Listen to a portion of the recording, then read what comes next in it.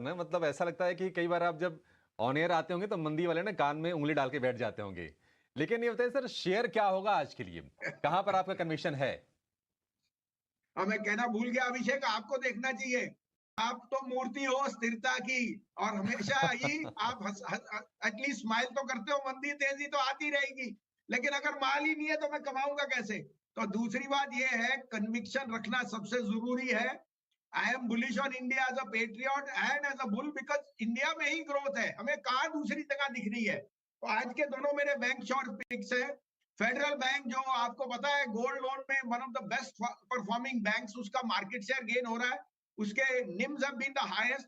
143.50 का stop loss रखिए, 47.5 में लीजिए, 160 का टारगेट।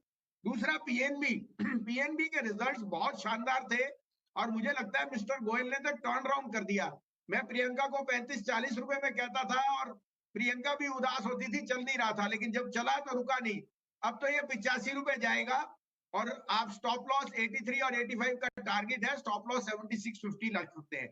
थर्ड मैं कहूंगा एसडब्ल्यू सोलर, ये मैंने पहले भी कहा है, शेयर परफॉर्म किया लेकिन फिर आ गया बिकॉज ऑफ एक्सटर्नल रीजन।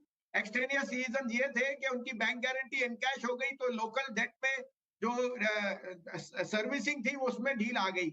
उसमें ओरिजिनल प्रमोटर ने इंडेमनिटी दी हुई थी कि they will give you back the money. उसमें से आधा पैसा आ गया, आधा लेटर आ गई है that in the next 3 days they will pay back. उससे उनकी liability on the debt side खत्म होती है। 1000 करोड़ का डेट अभी भी है, for which they are raising equity. लेकिन उनके पास $2.5 बिलियन का नाइजीरिया के गवर्नमेंट के साथ कॉन्ट्रैक्ट इन द मेकिंग है। Already president of Nigeria assign that. वो आपको सिंपल 11-12% की एमईपी पे आप लगाइए, क्या बुक बनेगी। पेरेंट ने अभी ₹1 का ऑर्डर नहीं दिया, जबकि वो 35 गीगावाट की बात कर रहा है।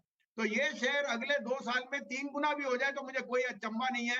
₹750 का टारगेट रखिए, होपफुली तो अगले साल, नहीं तो उसके बाद। लेकिन ये शेयर होना आपके पोर्टफोलियो में जरूरी है। क्वार्टरली नंबर मत टैग करिए, ये एक हिडन हॉर्स है, जो ऐसा घोड़ा चलेगा कि सब रह जाएंगे।